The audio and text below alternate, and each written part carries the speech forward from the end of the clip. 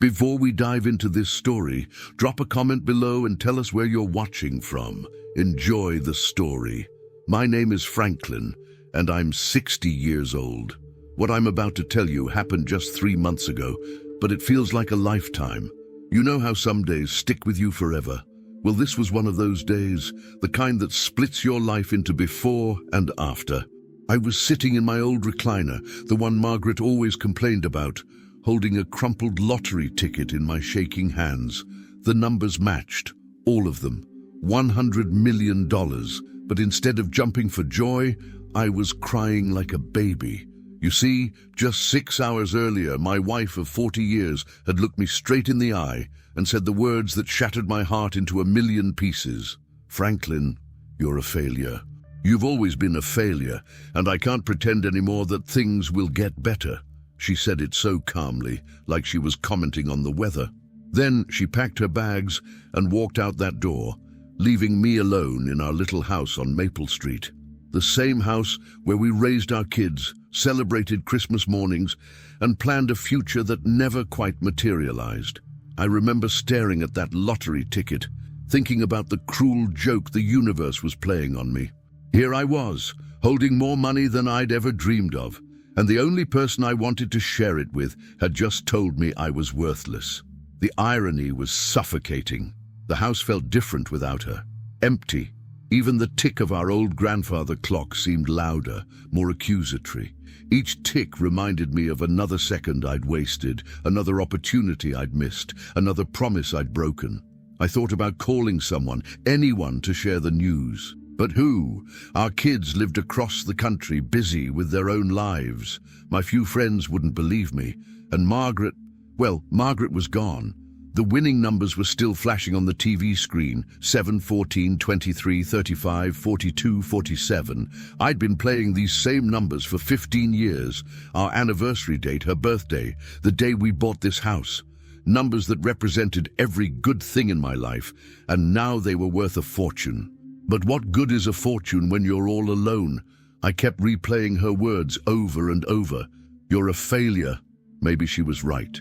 Maybe all those years of struggling, of trying and failing, of promising things would get better. Maybe it all added up to exactly what she said, a failure. But as I sat there in the growing darkness, something inside me started to shift. This lottery win wasn't just luck, it was a second chance. A chance to prove her wrong, to prove to myself that I wasn't the man she thought I was. The question was, what was I going to do with it? Little did I know that this was just the beginning of the most complicated chapter of my life. You want to understand why Margaret's words cut so deep? Let me take you back to where it all began.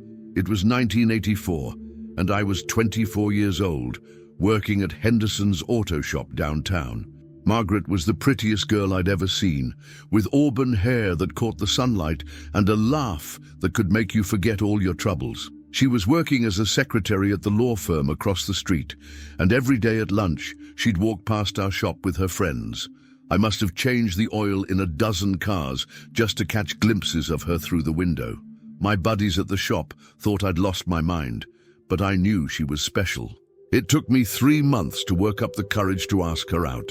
3 months of rehearsing what I'd say, of finding excuses to be outside when she walked by. When I finally approached her, my hands were shaking so bad I could barely hold the wrench I'd been carrying. "Excuse me, miss," I stammered. "I'm Franklin. I work at the shop over there, and I was wondering, would you maybe like to get some coffee sometime?" She smiled, that beautiful smile that would light up my world for the next 4 decades, and said yes, just like that, yes. Our first date was at Rosie's Diner on 5th Street. We talked for hours about everything and nothing. She told me about her dreams of traveling to Europe, of seeing the world beyond our small town. I told her about my plans to own my own auto shop someday, maybe even a whole chain of them. "You're ambitious," she said, stirring sugar into her coffee. "I like that in a man." Those words gave me wings. I felt like I could conquer the world with her by my side. We got married 2 years later in a small ceremony at St. Mary's Church. Margaret looked like an angel in her grandmother's wedding dress. When the pastor asked if I took her to be my wife, I said, "I do," with such conviction that people in the back row heard me clearly.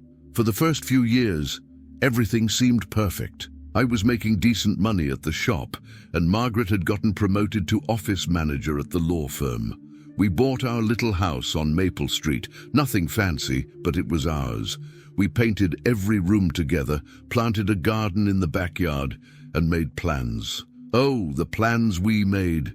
I was going to open my own shop within 5 years. Margaret was going to take night classes and become a paralegal. We'd have 3 kids, maybe 4. We'd take that European vacation for our 10th anniversary. We'd retire early and travel the country in an RV. But life, as they say, had other plans. The first blow came when I was 28. Mr. Henderson decided to sell the shop, and the new owner brought in his own guys.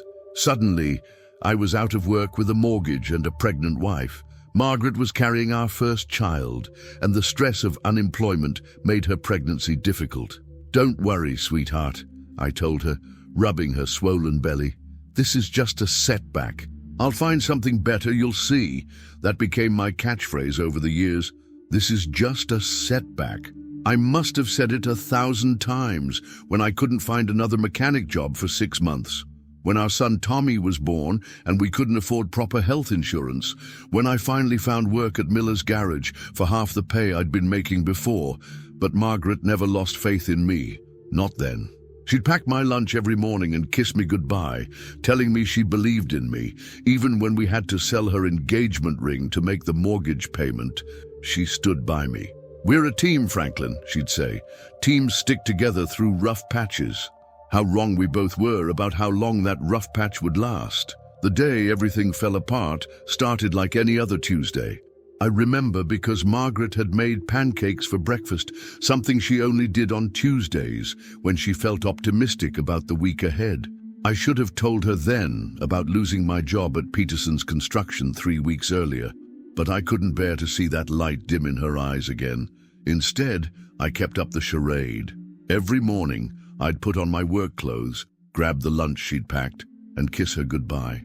"Have a good day, honey," she'd say, and I'd promise I would. Then I'd drive to the library, sit in the parking lot, and apply for jobs on their computers until it was time to come home. 3 weeks of lies, 3 weeks of watching our savings dwindle while she trusted me completely. 3 weeks of being exactly the failure she'd later call me. That Tuesday, I came home to find Margaret sitting at our kitchen table with a pile of mail spread out in front of her. Her face was pale, and her hands were trembling.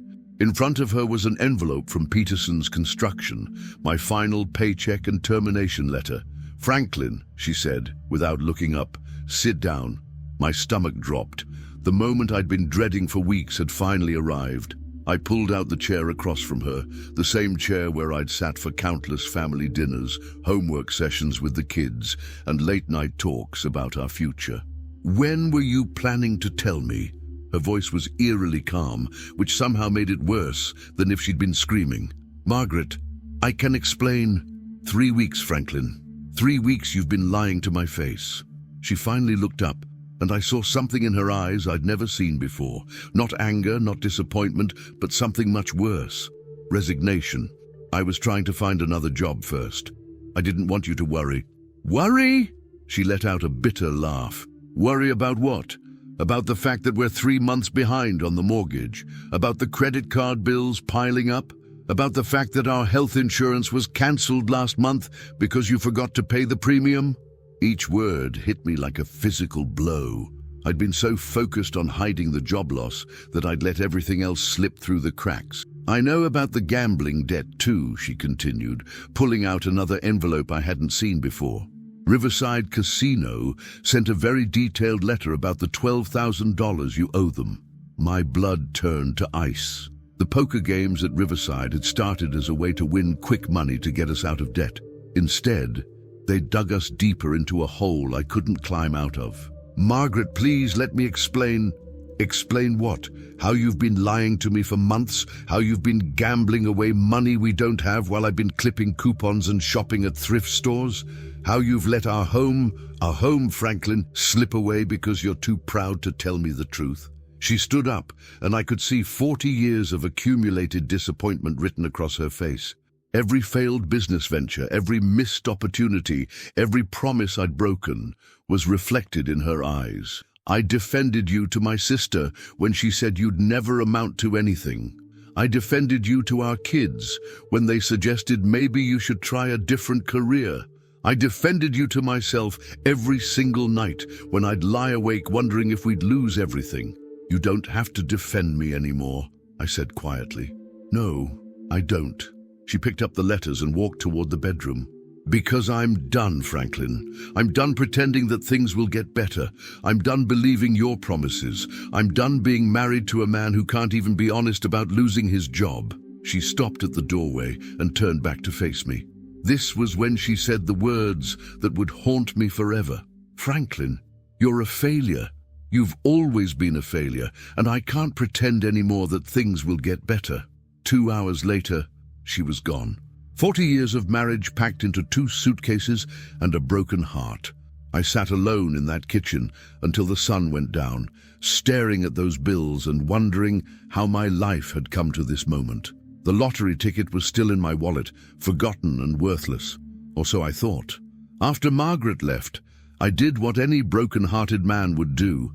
I opened a bottle of whiskey I'd been saving for a special occasion and proceeded to feel sorry for myself. The irony wasn't lost on me that my wife leaving me had finally become that special occasion. I must have sat in that kitchen for hours, reading and rereading those bills, calculating just how deep in the hole I really was. 12,000 to the casino, 18,000 in credit card debt, 3 months behind on the mortgage. We're talking about enough debt to bury a man my age permanently. Around 11 p.m., I remembered the lottery ticket in my wallet.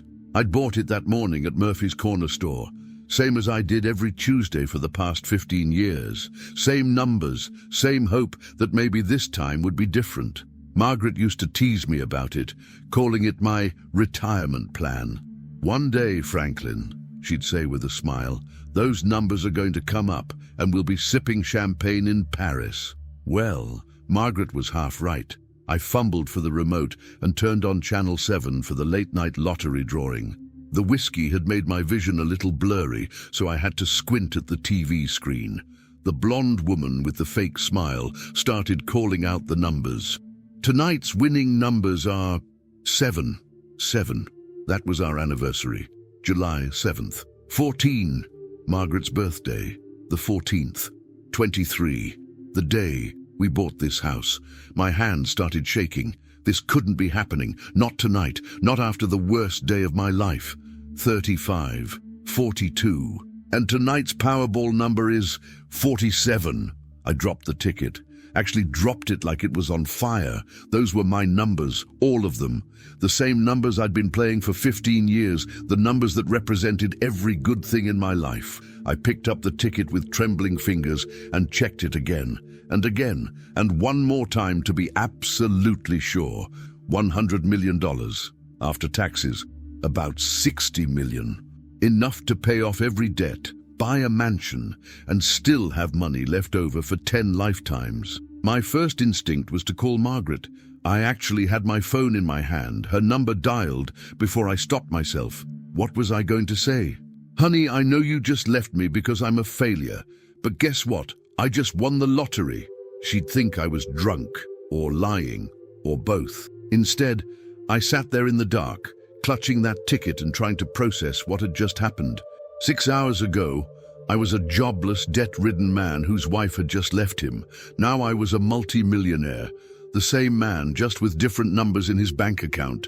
But here's the thing, nobody tells you about winning the lottery. It doesn't automatically make you happy. If anything, it made me feel more alone than ever. I had enough money to buy anything I wanted, go anywhere I desired, do whatever I pleased. But the only thing I wanted was Margaret, and all the money in the world couldn't buy back her trust. I made a decision that night that would change everything. I wasn't going to tell anyone about the lottery win. Not yet. Not until I figured out what kind of man I wanted to be with this money.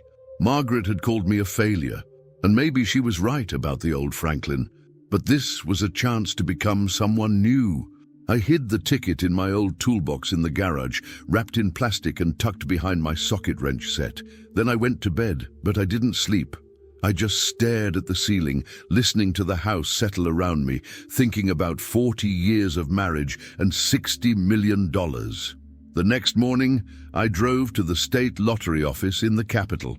The woman behind the counter was professional, but excited when she verified my ticket.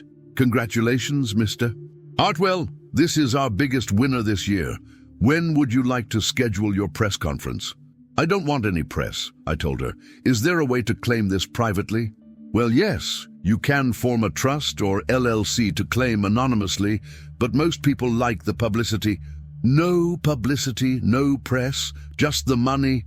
She looked puzzled, but handed me the paperwork. "It'll take about 2 weeks to process through a trust. Is that acceptable?" 2 weeks. 2 weeks to figure out who I wanted to be.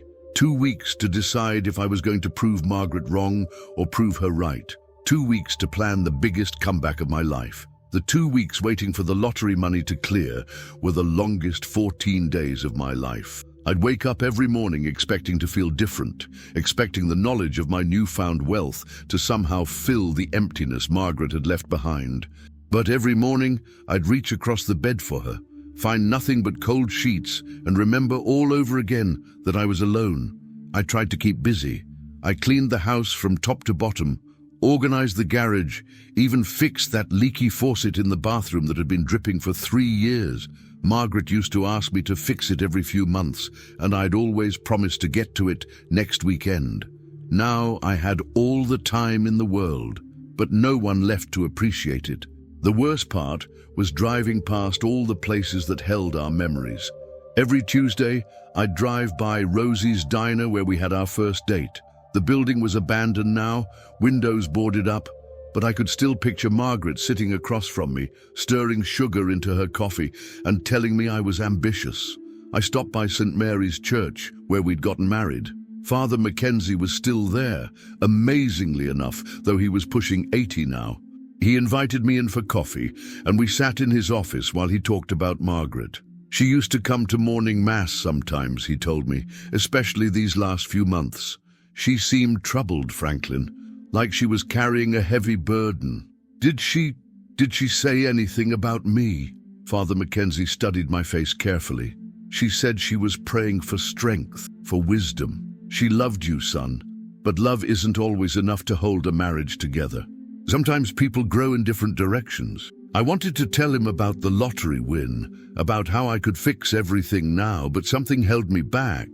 Maybe it was pride, or maybe it was the growing realization that money couldn't solve the real problems in my marriage. The nights were the hardest. I'd sit in my recliner, the winning lottery ticket hidden in the garage, and think about all the ways I'd failed Margaret over the years. Not just the recent lies about losing my job, but 40 years of accumulated disappointments.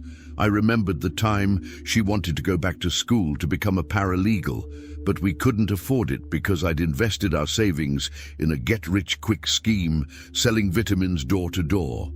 The vitamins are probably still sitting in boxes in our basement. I thought about the European vacation we'd planned for our 10th anniversary. Instead, I'd lost my job at Miller's Garage that year, and we spent our anniversary at home eating take-out Chinese food and pretending we weren't disappointed. There was the year our daughter Sarah needed money for college, and Margaret worked double shifts at the law firm while I chased another failed business opportunity. This time, it was going to be a food truck specializing in gourmet hot dogs. The truck broke down 3 times in the first month, and I sold it at a loss. Each memory was like a weight on my chest. Margaret had stood by me through every failure, every broken promise. Every time I'd said, "This is just a setback," she'd packed my lunches, encouraged my dreams, and somehow managed to keep believing in me long after I'd stopped believing in myself. But there was something else eating at me, something I hadn't admitted even to myself. Part of me was angry at her for leaving. Yes, I'd screwed up. But didn't 40 years of marriage count for something? Didn't our history together earn me at least one more chance? I found myself having imaginary conversations with her, rehearsing what I'd say when I finally told her about the lottery win. Sometimes I was magnanimous. "Margaret, I understand why you left, and I don't blame you." Other times I was bitter. "You gave up on us just hours before everything changed." Odile, by the end of the first week, I realized I was becoming obsessed. I'd drive by her sister Diane's house 3 times a day, hoping to catch a glimpse of Margaret's car. I never got out, never knocked on the door, just drove past like some pathetic stalker. On day 10, I did something I hadn't done in years. I went to Murphy's corner store and bought another lottery ticket. Same numbers, same hope. But as I stood there holding both tickets, one worth $100 million, the other worth nothing, I realized something profound. The money hadn't changed who I was. I was still the same man who'd lost his job and lied to his wife. I was still the dreamer who chased get-rich-quick schemes instead of building something solid. The only difference was that now I had the resources to make bigger mistakes. That night, I made a decision. Before I claimed the money, before I started my new life as a millionaire, I needed to understand why Margaret really left. And I had a feeling there was more to the story than just my latest failure. On day 12 of waiting for the lottery payout, I did something that would haunt me forever. I went through Margaret's things. I know it sounds terrible, and maybe it was, but I needed to understand what had really driven her away. I needed to know if there was more to her leaving than just my failures. I started in her dresser, feeling like a criminal going through her personal belongings. Margaret had always been organized, everything in its proper place. Her jewelry box, her reading glasses, even her collection of romance novels arranged alphabetically. But as I searched deeper, I found something that stopped me cold. Hidden beneath her winter sweaters was a manila folder I'd never seen before. Inside were documents that made my blood run cold. Divorce papers, not blank ones, filled out, signed and dated 3 months ago.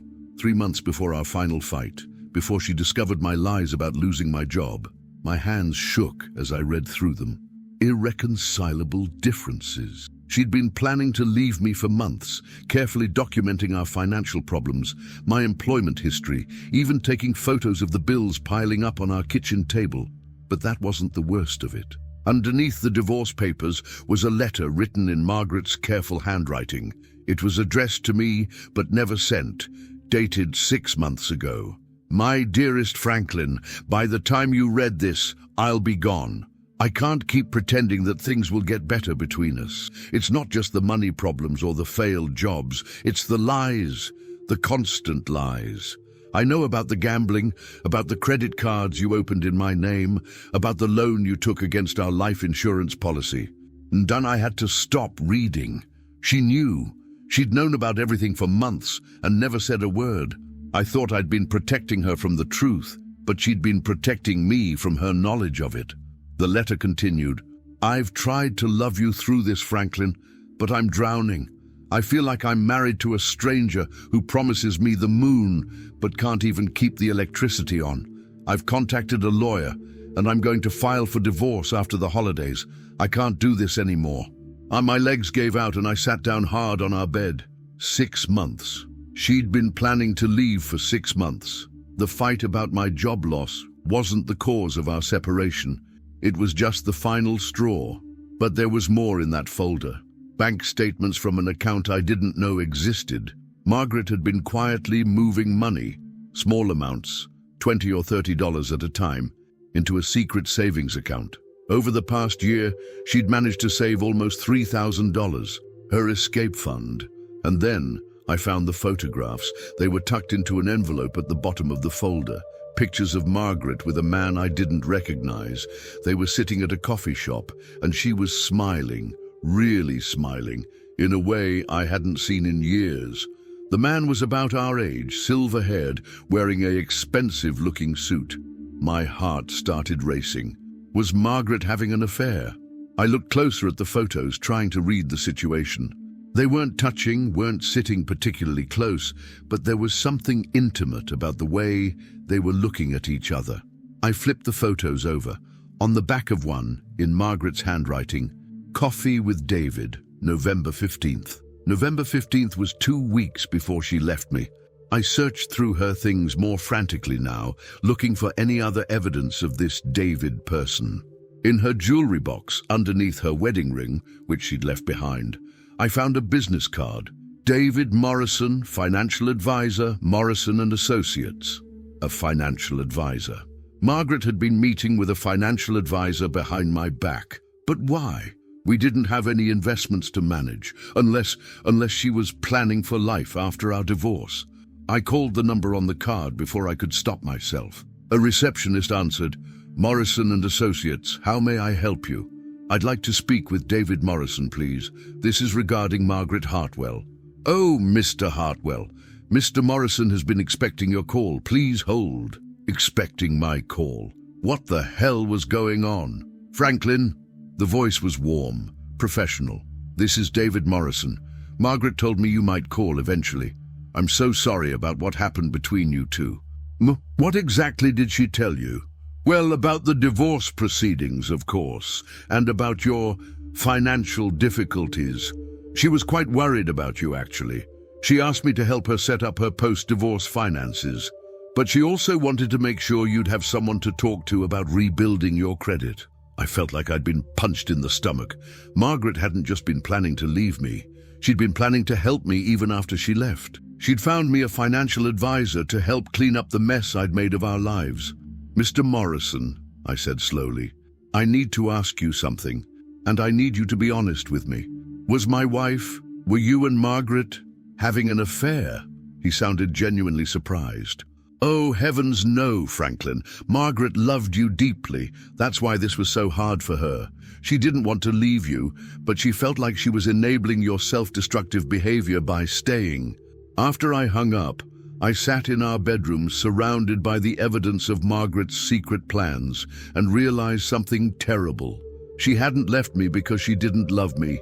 She'd left because she loved me too much to watch me destroy myself. And I'd just won $100 million. On day 14, the lottery office called. The money was ready, $63 million after taxes, sitting in a trust account with my name on it. But instead of celebration, all I felt was a hollow ache in my chest. I'd spent 2 weeks learning that my wife had been planning to leave me for months, that she'd been trying to help me even as she prepared for divorce, and that I'd been blind to her pain for far too long. I couldn't claim that money, not yet, not until I talked to Margaret. I drove to Diane's house on Elm Street with my heart pounding like a teenager on his first date. Margaret's sister had never liked me much. She'd always thought Margaret could do better, and I had no idea how she'd react to seeing me on her doorstep. Diane answered the door before I could even knock, like she'd been watching for me through the window. She was smaller than Margaret, sharper around the edges, with the same auburn hair, now streaked with grey. "Franklin," she said, not unkindly, but not warmly either. "I wondered when you'd show up." "Is she here, Diane? I need to talk to her." "She's here, but I don't know if she wants to see you. She's been through enough." "Please, just 5 minutes. There are things I need to tell her, things I need to explain." Diane studied my face for a long moment, then stepped aside. "She's in the garden, and Franklin, don't make this worse than it already is." I walked through Diane's house, past family photos that included Margaret and me from happier times, past the kitchen where I could smell fresh coffee and hear the murmur of a television. The back door led to a small garden where Margaret was sitting on a wooden bench, reading a book. She looked up when she heard my footsteps, and for a moment, neither of us spoke. She was wearing a blue sundress I'd bought her for her birthday 3 years ago, and her hair was pulled back in a ponytail that made her look younger than her 58 years. "Hello, Franklin," she said quietly, closing her book. "Margaret." I sat down on the opposite end of the bench, leaving space between us that felt like a canyon. You look good." "Thank you. You look tired." "I haven't been sleeping much." I turned to face her fully. "Margaret, I found the folder." Her face went pale. "Which folder?" "The divorce papers, the bank statements, David Morrison's business card." I watched her expression change from surprise to resignation. "I know you'd been planning this for months. I know about the money you've been saving. I know you weren't just reacting to me losing my job. You'd already made up your mind." Margaret closed her eyes and took a deep breath. "So now you know." May, why didn't you just tell me? Why did you let me think it was all about the Peterson construction job? Because I was a coward, she said simply. Because it's easier to fight about immediate problems than to admit that your marriage has been dying by inches for years. The honesty in her voice was like a knife to my heart. Did you ever love me, Margaret? I mean really love me, not just feel sorry for me. Oh, Franklin. She turned to look at me, and I saw tears in her eyes. I loved you so much it nearly killed me. That's why I had to leave. I don't understand. You were drowning, and you were taking me down with you. Every failed business, every broken promise, every lie. I enabled it by staying quiet, by supporting you, by believing that next time would be different.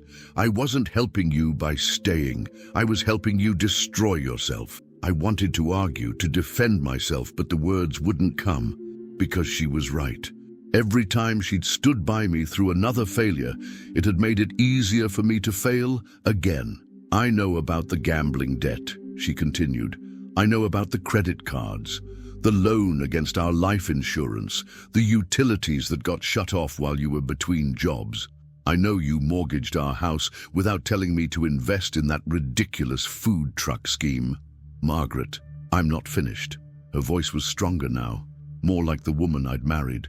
I know you love me, Franklin, and I know you never meant to hurt me, but good intentions don't pay the bills. Good intentions don't make up for 40 years of promises you couldn't keep. We sat in silence for a moment, listening to the sound of children playing in a yard nearby. Normal family sounds from a normal neighborhood where people probably didn't have these kinds of conversations. There's something I need to tell you, I said finally. Something that happened the night you left. Franklin, if this is about another get-rich-quick scheme, I won the lottery. The words hung in the air between us like a physical thing. Margaret stared at me, and I could see her processing what I'd just said. What did you say? The night you left, I won the lottery. $100 million. I've got the ticket, I've set up the trust. The money's sitting in an account right now. Margaret's expression went through several changes. Surprise, disbelief, and then something that looked almost like anger. Are you serious right now, Franklin? You're telling me that on the worst night of our marriage, you won the lottery. I know how it sounds. Do you? She stood up from the bench, her book falling to the ground. Do you know how this sounds? It sounds like another one of your fantasies. Another, this is just a setback story designed to get me to come back. Margaret, I can prove it. I can show you the documents. That's not the point. She was almost shouting now, and I heard the back door open as Diane came to investigate. The point is that you think money solves everything. You think because you finally got lucky, it erases 40 years of being irresponsible. But it changes things. No, Franklin, it doesn't change anything. Money doesn't make you a different person. It just makes you the same person with more resources to screw things up. She started walking toward the house, then stopped and turned back to me. You want to know the real tragedy here? If you'd won that lottery 20 years ago, 10 years ago, even 5 years ago, I would have been over the moon. We would have celebrated together, planned our future together, been happy together.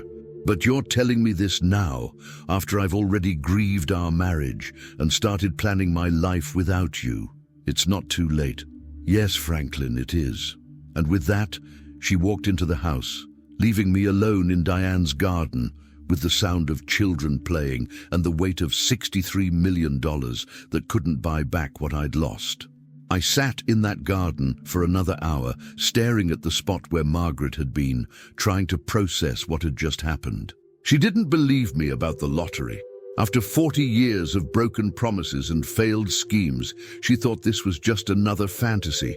I couldn't blame her, but it still hurt like hell. When I finally got up to leave, Diane was waiting for me by the back door. That was quite a performance, she said, crossing her arms. It wasn't a performance, Diane. I really did win the lottery. She laughed, but it wasn't a kind sound. Franklin, do you have any idea how many times Margaret has come to me over the years, crying because you'd convinced her that this time was different? The vitamin scheme, The food truck, that ridiculous multi-level marketing thing with the cleaning products. Every time you were so sure it would save your marriage. This is different, is it? Because from where I'm standing, it looks like the same old Franklin, just with a bigger lie. I pulled out my phone and showed her a photo I'd taken of the lottery ticket. Look at the numbers, Diane. Look at the date. Call the lottery office if you want. She glanced at the phone, then looked at me more carefully. Something in my voice must have convinced her I wasn't lying, because her expression changed from skepticism to something closer to shock. "Oh my God," she whispered. "You're serious, dead serious. And I need to prove it to Margaret before she does something we'll both regret." "Like what?" "Like making this divorce final. Like moving on with her life when we could fix this." Diane was quiet for a long moment, studying my face. Then she said something that chilled me to the bone. "Franklin, how did you know to come here today?" "What do you mean?" "Margaret's been staying with me for 2 weeks. But today is the first day I've seen you drive by. How did you know this was the right day to finally come to the door?" I felt a cold knot forming in my stomach. "I didn't drive by before today." "Yes, you did. I've seen your truck 3 times this week, always around 2 in the afternoon, always slowing down in front of my house." Her eyes narrowed. "If that wasn't you, then who was it?" The knot in my stomach tightened. "Diane, I swear to you, I haven't been here before today. I've been sitting in my house for 2 weeks, afraid to face Margaret. Then who's been watching my house?" Before I could answer, Margaret appeared in the doorway behind her sister. "What's going on out here?" "Margaret," Diane said slowly, "Franklin says he hasn't been driving by my house this week. But I saw his truck." Margaret stopped mid-sentence, her face going pale. "Oh God." "What?" I asked. "What is it?" Margaret and Diane exchanged a look that made my blood run cold. "Franklin," Margaret said carefully, "what did you do with the lottery ticket? Where is it now?" "It's hidden in my toolbox in the garage." "Why?" "Because yesterday, when I thought I saw your truck drive by, I called your house to see if you were home. You didn't answer, so I assumed you were out looking for me. I was at the library using their computers to research financial advisors. I figured if I was going to be rich, I should learn how to handle money responsibly." Margaret's hand went to her throat. "Franklin, if you weren't driving by my house and you didn't answer your phone yesterday, then someone else has been watching me, someone who knows what your truck looks like." The implications hit me like a freight train. "You think someone knows about the lottery win?" "I think someone's been watching both of us," Diane said quietly. "Margaret, remember Tuesday when you went to the grocery store? That man in the parking lot who seemed to be following you?" "What man?" I demanded. "Tall guy, dark suit, expensive sunglasses. He was pretending to talk on his phone, but he kept looking at me. When I got in my car, he got in a black sedan and followed me for about 6 blocks before turning off." My mouth went dry. "Margaret, I need you to listen to me very carefully. I haven't told anyone about the lottery win. Not a soul. The only people who know are me and the lottery officials. And your lawyer who set up the trust," Diane added. "What lawyer?" I turned to stare at her. "I didn't use a lawyer. The lottery office handled everything internally." The color drained from Diane's face. "Franklin, someone called me 3 days ago claiming to be your lawyer. He said you'd won a substantial amount of money and that Margaret needed to be careful about who she talked to because there might be people trying to take advantage of the situation." "What was his name?" Thomas something. He said he was calling to make sure Margaret was safe and that I should report any suspicious activity around my house." "Thomas Brennan," Margaret whispered. "That was the name he gave me when he called." My legs felt weak. "Someone's been impersonating my lawyer, watching Margaret and following her around town. But how did they know about the lottery win?" That's when Margaret said something that made my blood turn to ice. "Franklin, when you bought that lottery ticket, did you use the same numbers you always use?" "Yes, our anniversary, your birthday." "The same numbers you've been playing for 15 years?" "Yes." "Same numbers you told that reporter about when they did that human interest story about people who play the same lottery numbers every week." I felt the world tilt sideways. 5 years ago, a local newspaper had done a fluff piece about lottery players and their rituals. I'd been interviewed, had talked about playing the same meaningful numbers for over a decade, had even mentioned what the numbers represented. "Oh God," I breathed. "Someone read that article. Someone's been watching me, waiting for those numbers to hit." Margaret grabbed my arm. "Franklin, how much money are we talking about?" 63 million after taxes. "That's enough to kill for," Diane said quietly. And that's when we heard a car door slam in front of the house. We all froze at the sound of that car door. Diane moved to the front window and peered through the curtains, her face going white as she looked outside. "Black sedan," she whispered. "The same one that's been following Margaret." My heart was pounding so hard I could hear it in my ears. "How many people?" "2 men in suits. They're just sitting there, looking at the house." Margaret grabbed my hand, the first time she'd touched me in 2 weeks, and I could feel her trembling. "Franklin, what have you gotten us into?" "I don't know," I said, but my mind was racing. "Diane, is there a back way out of here? Through the garden, over the fence, into the Hendersons' yard?" "But Franklin, we can't just run. We need to call the police." "And tell them what? That someone might be watching us because I won the lottery? They'll think we're paranoid." That's when my phone rang. Unknown number. We all stared at it like it was a bomb. "Answer it," Margaret said. "Put it on speaker." I accepted the call with shaking fingers. "Hello? Hello, Franklin." The voice was electronically distorted like something from a movie. "Congratulations on your big win." "Who is this?" "Someone who's been very patient. Someone who's been waiting for those numbers to come up for a very long time." I looked at Margaret, who had gone pale. "What do you want?" "What I've always wanted, Franklin. What I've been working toward for 5 years. You see, when I read that newspaper article about you playing the same lottery numbers every week, I realized something interesting. Those weren't random numbers. They were dates, important dates, and important dates repeat." "I don't understand." "Your anniversary is July 7th every year. Your wife's birthday is the 14th every month. The day you bought your house was the 23rd. These numbers come up in lottery drawings regularly, Franklin. The question was just, when would they all come up together?" My blood ran cold. "You've been waiting for me to win?" "I've been ensuring you would win." The room seemed to spin around me. "What does that mean?" "It means that lottery drawing wasn't random, Franklin. It means I've been watching you for 5 years, studying your patterns, your habits, your weaknesses. It means I've been planning this moment since the day that newspaper story ran." Margaret grabbed the phone from me. "Who are you? What do you want with my husband?" "Ah, Margaret, the loyal wife who finally had enough. Do you know your husband owes a lot of very dangerous people a lot of money? The casino debt was just the beginning." "That's not true," I said, but even as the words left my mouth, I remembered things I'd tried to forget. The loan shark I'd borrowed from 2 years ago, the side bets on football games, the poker games that had gotten out of hand. "Tell her about Vincent Torino, Franklin. Tell her about the $25,000 you borrowed from him last year to invest in cryptocurrency." Margaret stared at me in horror. "Franklin, please, tell me that's not true." I couldn't look at her. "Vincent Torino was not the kind of man you borrowed money from unless you were desperate. He was connected, dangerous, and he didn't forgive debts. The cryptocurrency crashed," I whispered. "I lost it all. And Vincent wants his money back," the voice continued, "with interest.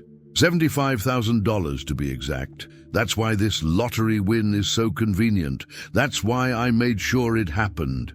"You can't fix a lottery drawing," Diane said. "That's impossible." "Is it? What if someone had access to the lottery computers?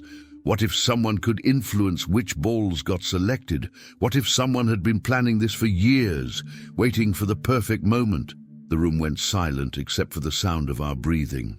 "But here's the beautiful part," the voice continued. "I don't just want Vincent's money back. I want all of it, every penny of that $63 million. "Why?" Margaret asked. "If you can fix lottery drawings, why not just win yourself?" "Because then I'd have to pay taxes. I'd have to explain where the money came from. But if Franklin wins, and then Franklin has an unfortunate accident, well, his estate would go to his loving wife." And his loving wife might be very grateful to the person who saves her from the dangerous men her husband owes money to. The implications hit me like a physical blow. You're going to kill me. Only if you don't cooperate. Here's what's going to happen, Franklin. You're going to transfer that lottery money to an account I'll provide.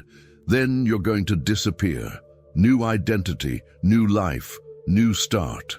Margaret gets to live peacefully, Vincent gets his money back, and I get to retire comfortably. And if I refuse, then Vincent's people pay you a visit. And trust me, Franklin, they won't be as reasonable as I am. Margaret was crying now, silent tears streaming down her face. How long have you been planning this? 5 years. Ever since I read that newspaper article and realized Franklin was a perfect mark. Gambling addiction, history of poor decisions, desperate for money. All I had to do was wait for the right moment and give him a little push. What kind of push? I asked. Who do you think made sure you lost your job at Peterson's Construction? Who do you think told Vincent Torino about your little cryptocurrency investment? Who do you think has been manipulating your life for years, making sure you stayed desperate enough to take bigger and bigger risks? I felt like I was going to be sick. You've been controlling my life. I've been managing my investment, and now it's time to collect. Through the window, we could see the men in the black sedan getting out of their car. You have 5 minutes to decide, Franklin. Cooperate and live, or resist and die. But either way, I'm getting that money. The line went dead, and we heard footsteps on the front porch. The footsteps on the front porch stopped, and then came 3 slow, deliberate knocks on the door. Each knock echoed through Diane's house like a death sentence. "Back door!" Diane whispered urgently. "Now!" We moved as quietly as we could through her house, but every creak of the floorboards sounded like thunder in my ears. Margaret was still holding my hand, and I could feel her pulse racing through her fingertips. As we reached the back door, we heard Diane's front door being tested. The handle turned, but thankfully she'd locked it after letting me in. "Mrs. Patterson?" a voice called from the front porch. "We're with Henderson Security. We need to speak with you about a safety concern in your neighborhood." Diane looked at us with terrified eyes.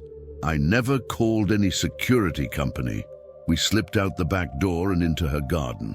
The fence to the Hendersons' yard was only about 5 feet high, but at 60 years old, I wasn't sure I could make it over. Margaret went first, surprisingly agile for her age, then turned to help pull me up. "Diane, come on!" Margaret whispered urgently, but Diane was frozen at her back door. "I can't leave my house. This is my home." "Diane, they're not security guards," I said. "Come with us." "Mrs. Patterson?" The voice was closer now, coming from inside her house. "We know you're here. We just want to talk." That's when Diane made a decision that would haunt me forever. She closed the back door and locked it, trapping herself inside with the intruders. "Go," she mouthed through the glass. "Protect Margaret." We could hear voices inside the house now, Diane talking to the men, her voice artificially calm. "I'm sorry, officers. I was in the bathroom. How can I help you?" Margaret started to go back for her sister, but I grabbed her arm. "We have to go. She's buying us time." We ran through the Hendersons' backyard, over another fence, through 2 more yards, until we reached the street behind Diane's house. My truck was parked 4 blocks away, but we didn't dare go back for it. "My car," Margaret said, pointing to her Honda parked on the corner. "I drove here separately this morning." We got in and Margaret started driving, her hands shaking on the steering wheel. Neither of us spoke for several minutes, both listening for sirens, gunshots, anything that might tell us what was happening to Diane. Finally, Margaret pulled into a McDonald's parking lot and turned to me. "Franklin, we need to call the police now." "And tell them what?" "That mysterious people are after us because I won the lottery, but I can't prove it because the lottery might be rigged, and also I owe money to a loan shark." We tell them the truth. The truth is insane. They'll think we're having some kind of breakdown. That's when my phone rang again. Same distorted voice. "Franklin, that was very rude of you to run away from my associates. What did you do to Diane?" "Nothing. Yet. She's being very cooperative, actually. She's agreed to call Margaret and convince her to come home. Don't you dare hurt her. That depends entirely on you, Franklin. You see, I've been thinking about our arrangement, and I've decided to modify the terms. What do you mean? I mean, I don't just want the lottery money anymore. I want everything. Your house, your car, your life insurance policy. I want you to disappear so completely that Margaret can start over with a clean slate.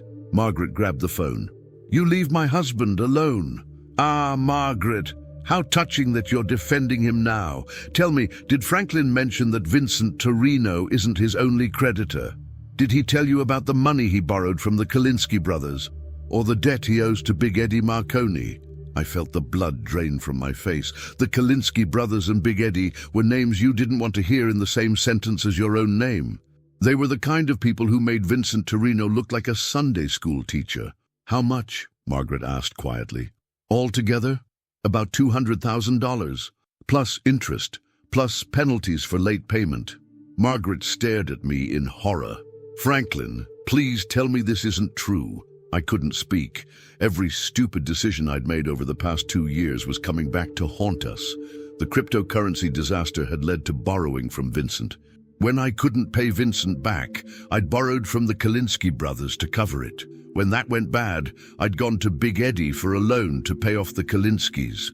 It was a house of cards built on desperation and terrible decisions, and now it was all crashing down.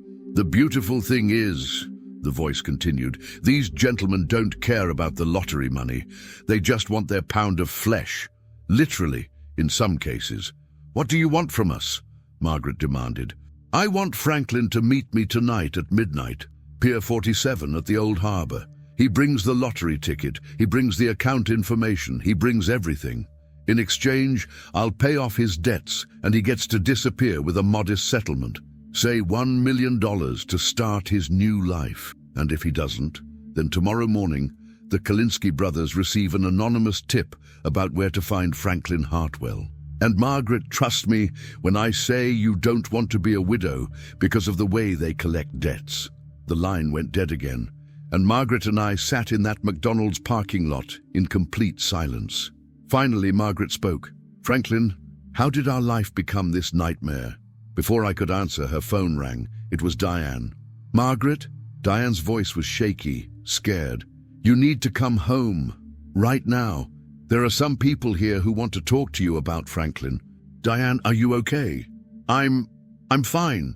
But Margaret, these people know things. They know about Franklin's debts, about the lottery, about everything. They say they can help, but only if you come home right now. We're not coming back there, Margaret said firmly. Margaret, please, they're not going to hurt anyone. They just want to make a deal. But if you don't come back, Diane's voice broke. They say they can't guarantee Franklin's safety much longer. The phone went dead. Margaret looked at me with tears in her eyes. What have you done to us, Franklin? What have you done? I opened my mouth to answer, but before I could speak, a black sedan pulled into the McDonald's parking lot. The same sedan from Diane's house. We were trapped.